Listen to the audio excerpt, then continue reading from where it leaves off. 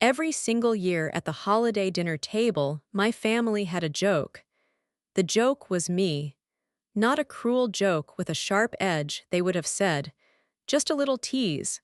Just a little fun. Just Amelia being too sensitive again if she did not laugh along.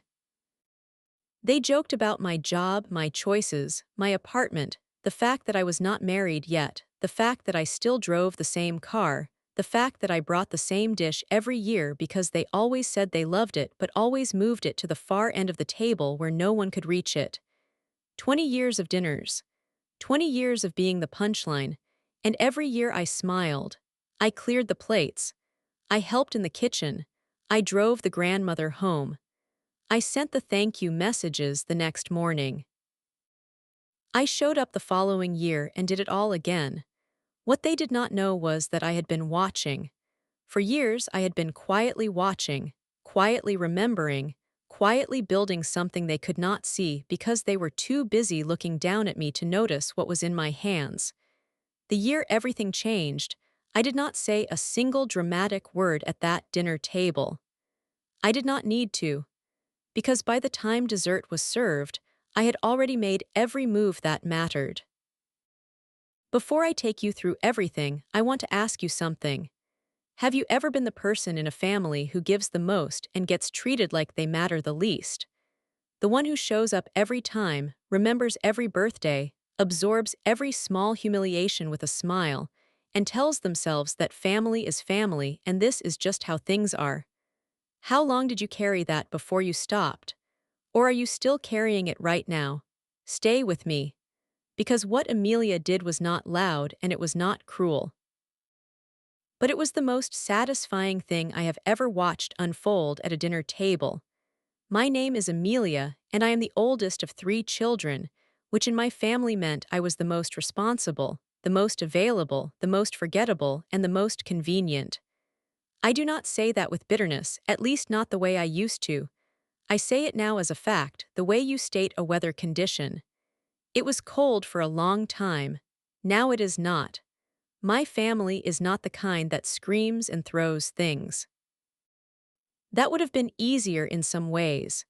Easier to name, easier to leave.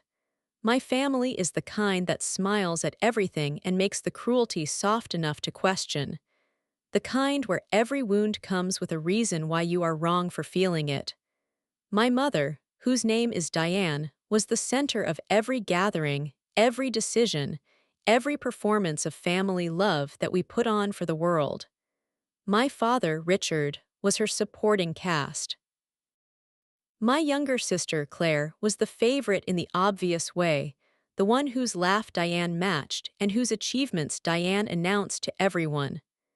My younger brother, Marcus, was the one who caused the most trouble and therefore received the most forgiveness, because in my family, as in many families, the person who demands the most attention gets the most care. And I was the one who kept things running. I was the one who organized Christmas. I was the one who remembered Grandma Edith's medication schedule when she could not. I was the one who drove 40 minutes each way to take her to her appointments for 3 years before she passed. I was the one who filed the family tax documents 1 year when my father had a health scare and could not face the paperwork. I was the one who called the plumber, found the contractor, researched the nursing facility, wrote the eulogy, sent the flowers, remembered the anniversaries. And at every dinner table, every holiday, every celebration, I was the one they laughed at. It started small, the way these things always do, a comment about my job. I worked in property management, not glamorous, not the kind of career that comes with a title people repeat proudly at parties. Claire was in marketing at a well-known company. Marcus had started and failed 3 businesses, but talked about them with such confidence that my family treated each failure as a stepping stone rather than a pattern. My job, which was steady and skilled, and which I was genuinely good at, was treated like a consolation prize. The first year I remember the dinner table joke with real clarity, I was 26. Diane had asked what was new with everyone. Claire talked about a promotion. Marcus talked about a new idea he was developing. When it came to me, I mentioned that I had been given responsibility for a larger property portfolio at work. My father nodded politely. My mother said, "Oh, that's nice, sweetheart, more keys to carry." And everyone laughed, not a long laugh. Just a brief, inclusive laugh that moved on immediately, leaving me sitting there with a smile plastered on my face and a feeling in my chest I did not yet have words for. That was the template. That was how it went for the next 14 years. The jokes shifted over time. When I was still single at 30, the jokes were about that. When I moved into a smaller apartment to save money for a reason I had not shared with anyone yet, the jokes were about that. When I showed up to a birthday party in work clothes because I had come directly from a long shift, Claire said, in front of everyone, "Amelia, you look like you just survived something." And everyone laughed, including Diane, who then offered me a cardigan like I was a child who had come in from the cold. I smiled. I put on the cardigan. I helped set the table. The thing I want you to understand is that I was not a passive person in my own life. Outside that family circle, I was competent and respected. I had colleagues who trusted my judgment. I had friends who called me when they needed real advice. I had a life that felt steady and mine, but inside that family circle, I became a different version of myself, a smaller version, a quieter version, one that absorbed and accommodated and smiled and kept the peace. I had been doing this for so long that I had almost convinced myself it was fine. Almost. The shift began 4 years before everything came to a head. My grandmother Edith, who I had cared for during the last years of her life, passed away after a short decline. She was 81. She had been sharp until nearly the end, still reading, still calling me by name, still remembering the conversations we had had years before. I grieved her genuinely. She was the one person in my family's wider circle who had always treated me like someone worth paying attention to. The family gathered for her service, and then for the reading of her estate, which was modest but not nothing. A house, some savings, a few things of sentimental value. The family assumed the estate would be divided equally among her 3 grandchildren. That was what my mother had told everyone. That was the assumption everyone operated under. But the will was not read that day. The attorney handling Edith's estate said there were some matters to finalize and that he would be in contact with the relevant parties within the next several weeks. I noticed something then, something small. When the attorney said relevant parties, he looked at me specifically. Not at Claire, not at Marcus. At me. I did not say anything about it. But I kept it. I called the attorney's office 2 days later and made an appointment to meet with him privately. His name was Gerald Farrow, and he had handled Edith's legal affairs for years. I sat across from him in his quiet office, and he looked at me with the expression of a man who had seen many versions of this conversation, and asked me how much I knew about my grandmother's wishes. I told him I knew only what I had heard in general conversation, that everyone assumed the estate would be split 3 ways. He said that was not quite how Edith had left things. He said that approximately 3 years before her death, Edith had revised her will. The house, he told me, was to be left to me outright, not split, not shared, mine, because in her words, and he read this directly from the document, I was the one who had shown up. Those were her exact words, the one who had shown up. There was also a separate letter she had written, sealed and addressed to me by name, which she had asked him to give me in private. I sat in that office and I held the letter and I did not open it there. I thanked Mr. Farrow. I asked him what the process looked like going forward. He walked me through it. He told me he would be notifying the other beneficiaries, which in this case meant my mother as Edith's daughter and the other grandchildren, that the estate had been settled according to Edith's specific wishes, and that those wishes were legal and binding, and had been prepared while Edith was fully competent.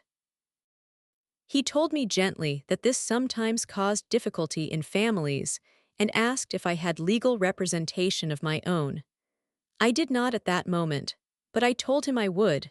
I drove home and I sat in my car in my parking lot for a long time before I went inside. And then I opened the letter. I will not share everything Edith wrote because some of it is mine alone, but I will tell you what the core of it was. She wrote that she had watched me for decades. She wrote that she knew I had been overlooked and that she was sorry she had not said more out loud when she was alive. She wrote that she wanted me to have something solid, something no one could take away or laugh about, because I had earned it in every way that mattered. She wrote that the house was in good condition and that she hoped I would either live in it happily or make a good decision with it, and that either way she trusted me completely. She ended the letter with this: "You were never the least of them. You were just the most quiet about what you were worth. I hope this gives you a place to stand." I read that letter twice in my car, and then I cried for about 20 minutes. Not sad crying, the other kind, the kind that calm. Ease when someone finally says the thing you needed to hear, and you realize how long you have been holding your breath. After I stopped crying, I made 2 calls. The first was to a property attorney. The second was to a financial advisor I had worked with before through my job. I told them both exactly what had happened and asked them what I needed to do to protect the inheritance and understand its full value. The house, it turned out, was worth considerably more than I had realized. The neighborhood had changed significantly over the years. What had been a modest area when Edith bought the house decades ago had become desirable.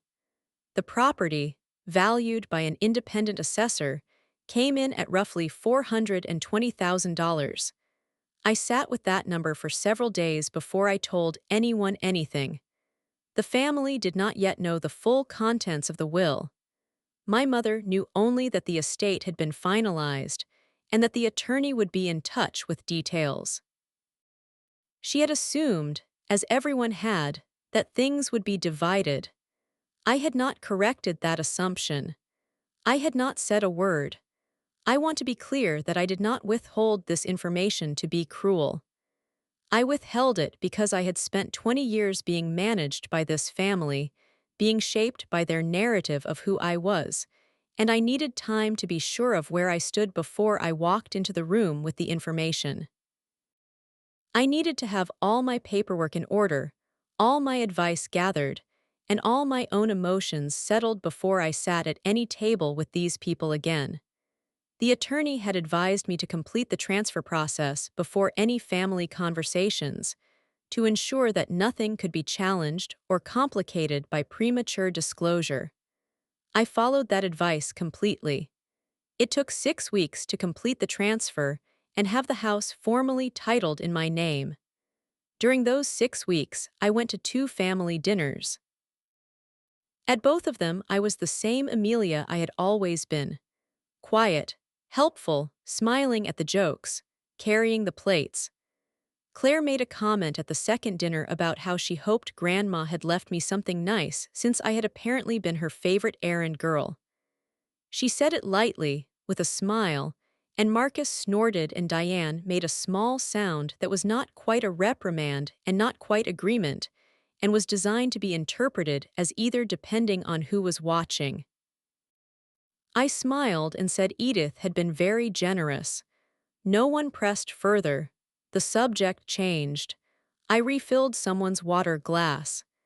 At the end of that dinner, when I was in the kitchen helping clean up, my mother came in and stood beside me at the sink. She said she had been meaning to ask me about the estate. She said she hoped everything was being handled fairly. She used the word fairly in a specific way, a careful, leading way, the way someone uses a word when they are testing whether you know what they are implying. I said the estate was being handled exactly according to Edith's wishes. My mother said she was sure Edith had meant to be fair to everyone. I said Edith had been very thoughtful about her wishes. My mother looked at me for a moment, that particular searching look she had when she was trying to decide how much to push, and then she smiled and handed me a dish to dry, and the moment passed. That was the last dinner before everything changed. The family's annual Christmas gathering happened 3 weeks later. It was at my parents' house, the same house it had always been at, the same table, the same seats people defaulted to without being told, the same kitchen smells, the same sequence of small humiliations dressed up as warmth. By this point, the transfer had been completed. The house was mine. I had also, in the 6 weeks of waiting, done something else. Something I had been thinking about for longer than just those 6 weeks, if I am honest. I had been building toward it without fully naming it for at least 2 years. I had documented everything, not obsessively, not with any dramatic intent at the time, but I had always been organized by nature. It was part of what made me good at my job, and over the years I had developed a habit of keeping records. Dates. Conversations I remembered clearly enough to write down. Financial contributions I had made to family situations, the times I had paid for things quietly and not asked to be reimbursed, the caregiver hours I had put in for Edith that would, in any professional context, have had a dollar value attached to them. I had not assembled this material for purpose at the time. I had just kept it because that was who I am. Now it had a purpose, not for a lawsuit, not for any confrontation, just for me. Just so that when the moment came, and someone tried to revise the story of who had carried this family, and who had merely lived inside it, I would know the truth in form that could not be argued with. Christmas dinner that year had the usual shape. My father at the head of the table. My mother orchestrated. Claire sitting with her partner and talking loudly about their upcoming vacation. Marcus, recently separated from his second wife, deflecting any serious questions with jokes. Me, arriving on time with a dish no one moved close enough to eat, sitting in my usual seat, listening to the usual rhythms. The moment came about 40 minutes into the meal.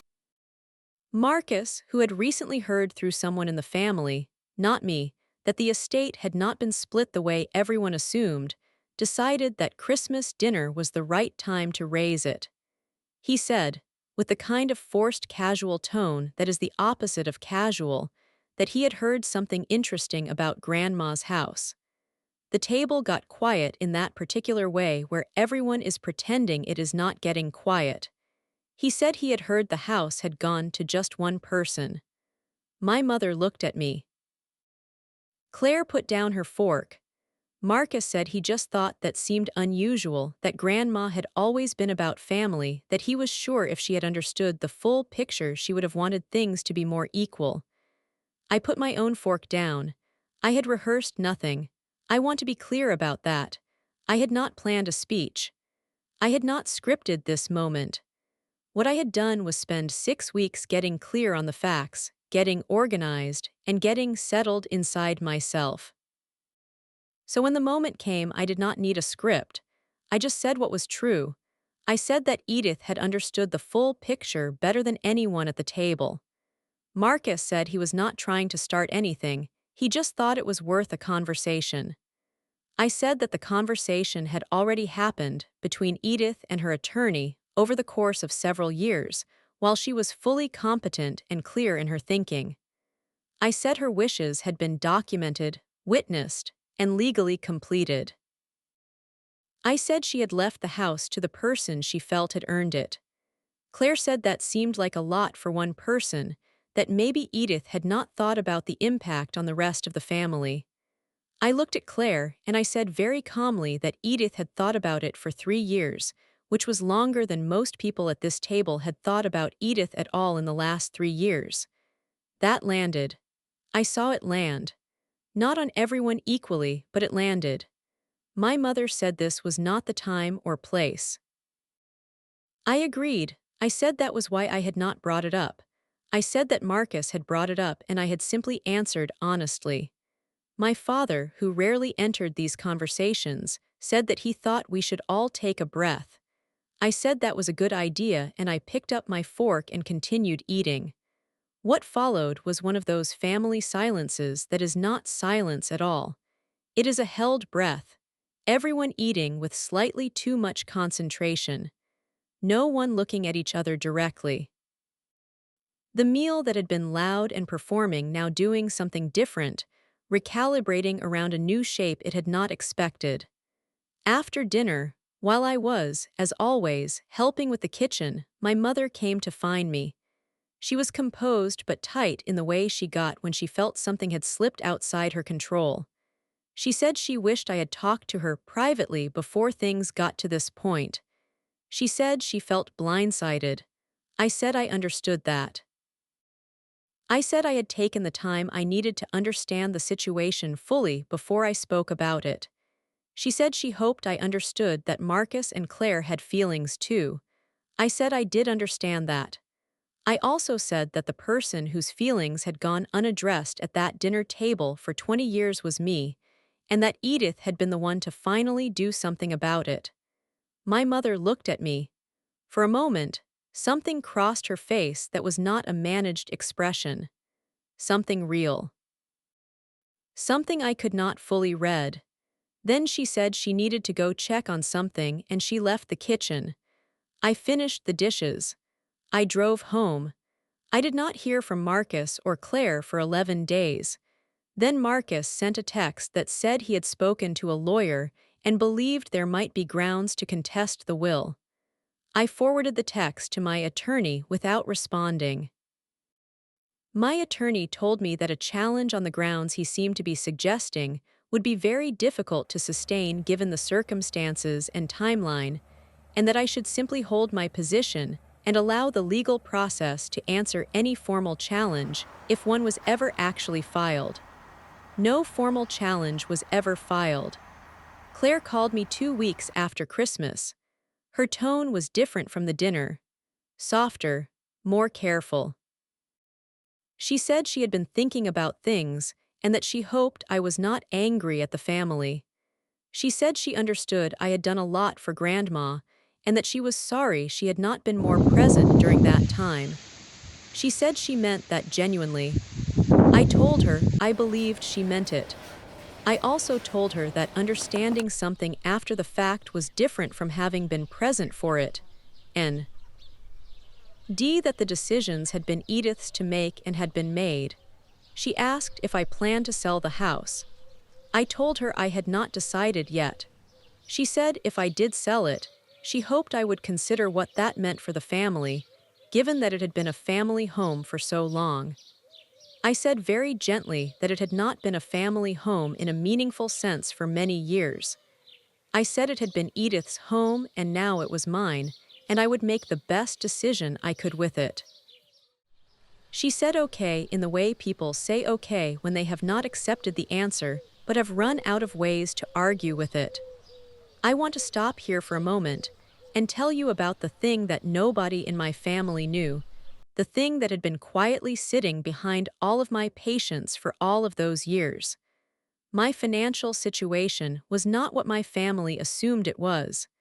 They assumed I was managing. Steady but modest. The sensible, unglamorous middle child who showed up reliably and had not done anything spectacular. They assumed this because I had never corrected it. I had never talked about money with them, not in any real way, both because it was not their business, and because I had learned from watching them that financial information in my family was used as a measuring stick, a way to rank and compare and position. What they did not know was that for the past 9 years I had been very quietly, very deliberately building something. My job in property management paid me more than they realized. More importantly, it had given me knowledge, and I had used that knowledge. I had bought a small investment property 6 years ago, a modest place in an area I had watched carefully for several years, and that property had appreciated significantly. I had saved consistently and invested carefully with advice I paid for and trusted. I was not wealthy, but I was secure in a way that would have surprised every person at that dinner table. I tell you this not to boast, but because it matters for what happened next.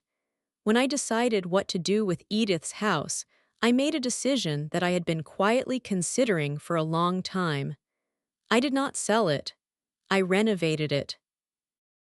I put in the work and the money, carefully and over several months, to bring it fully up to date while preserving the things about it that made it worth preserving.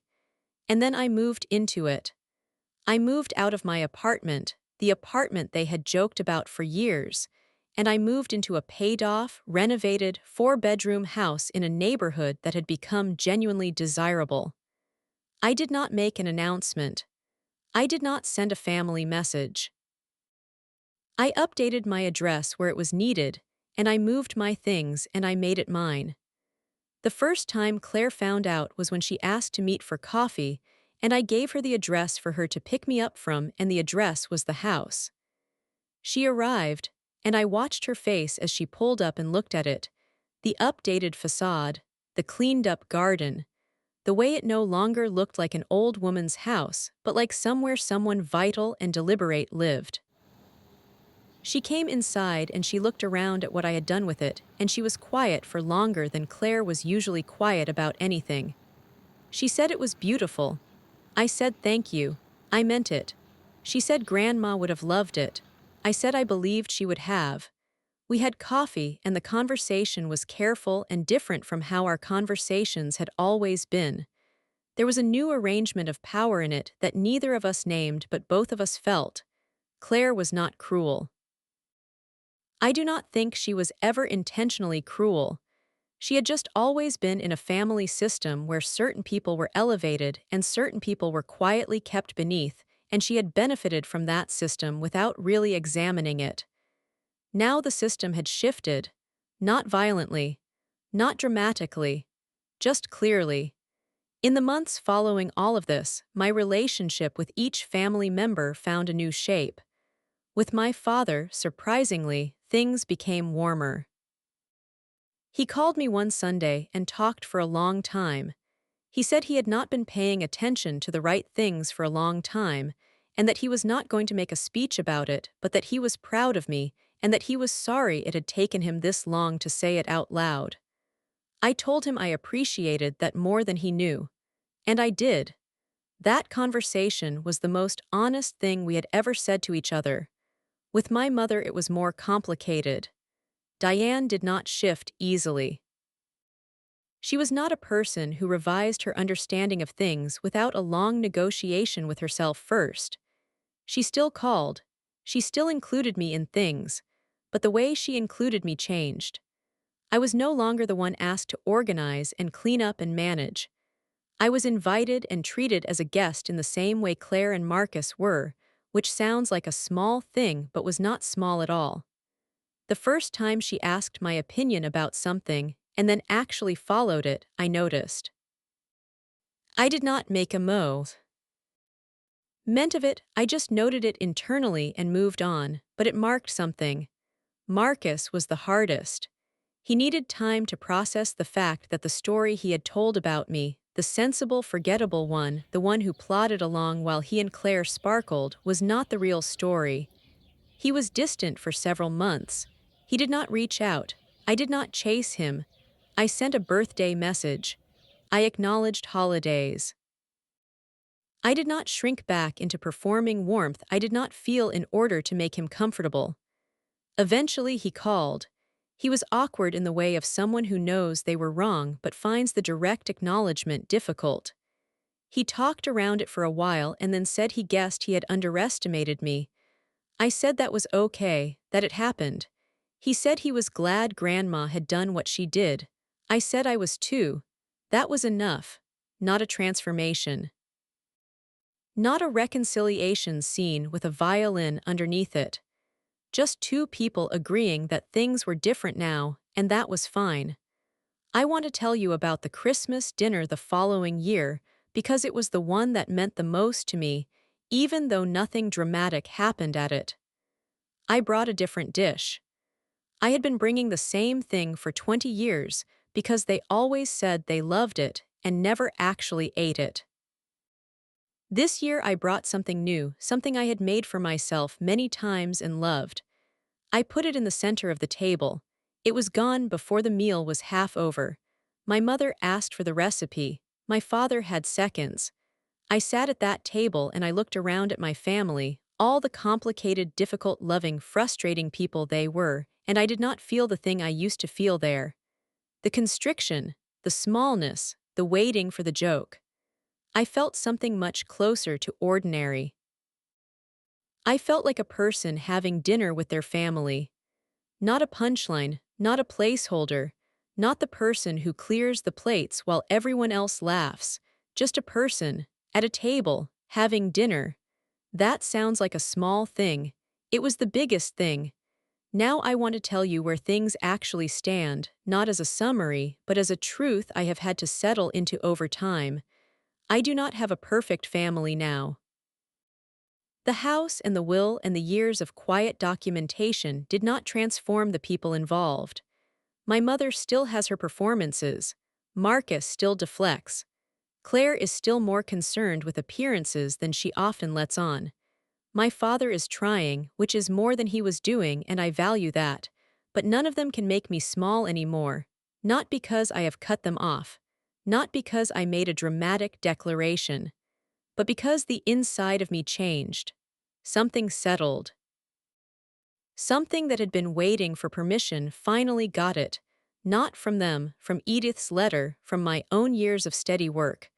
From the morning I stood in a paid-off house and understood that I had always been the most capable person in the room, I had just never acted like it in front of them. I am in the house now. It is mine in every way.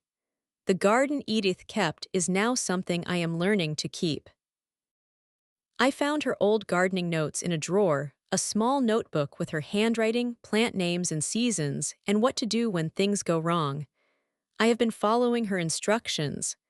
Most things are doing well. I think about her a lot. I think about the letter she wrote me. I think about the phrase she used, a place to stand. That is exactly what it is. Not a victory, not a prize, a foundation. I have been standing on it. There is something I want to say to anyone listening to this who has spent years being the reliable one, the forgettable one, the one who shows up and does the work and absorbs the small humiliations and tells themselves that family is complicated and love is imperfect, and you are probably being too sensitive. I want to say that you are not being too sensitive. A pattern is not paranoia. A system of being kept small is real even when each individual instance seems minor. The joke about your job is not just a joke. The dish moved to the far end of the table is not just a seating decision. The cardigan handed to you like you are a child is not just warmth. These things accumulate. They compound. And if you have been absorbing them for long enough, you have probably started to believe some version of the story they are telling about you. You are not that story. The quiet thing, the thing that nobody talks about in these kinds of stories, is that you do not need a dramatic moment to change the shape of your life. You do not need a confrontation. You do not need to burn anything down. You need to get very organized, very clear, very patient, and very decided about what you are worth. And then you need to stop performing smallness for people who were only comfortable because you were making yourself fit into the space they assigned to you. Edith saw me before I fully saw myself. She gave me something to stand on, but the standing I did myself. I do not wish my family harm. I do not think about Marcus's contested will text with anger. I do not replay Claire's comment about the errand girl and feel the old sting. I do not sit in my kitchen in Edith's house, which is now my house, and rehearse the years of dinner table jokes with any kind of bitterness I need to do something with. I sit in my kitchen in the morning with coffee and I look out the window at the garden I am learning to tend, and I feel something I could not have described to you even 3 years ago because I had not yet felt it long enough to name it. I feel like myself.